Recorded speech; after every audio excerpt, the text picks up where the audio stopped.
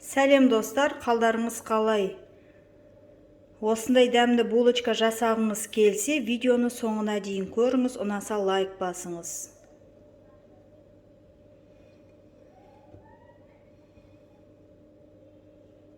Бізге қажет заттар: 1 кесе жылы сүт, жарты кесе жылы су, 100 грамм шекер, 70 грамм сұйық май, 2 жұмыртқа, біреу қамырына, біреу бетіне жағуға, 1 шай қасық ашытқы, жарты шай қасық тұз, керегінше ұн және посыпка қажет.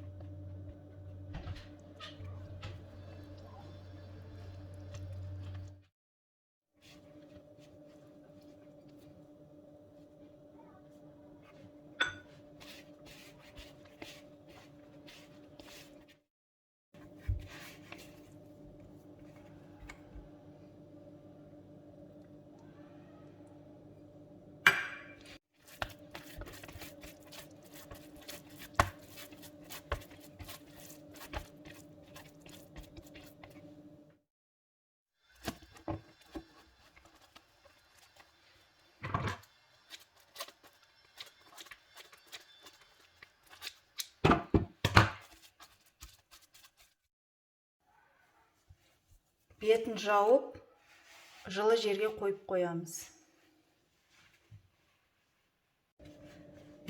Қамырымыз көтерілді.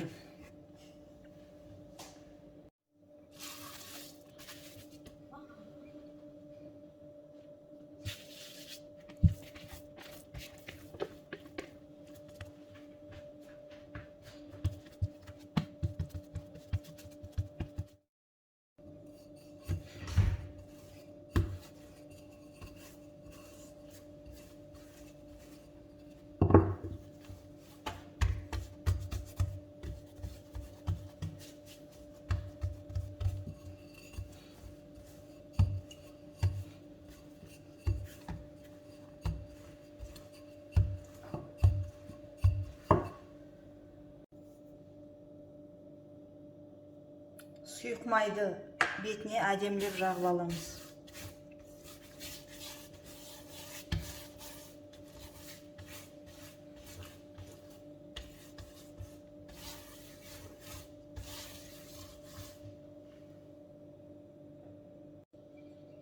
Қант себелейміз.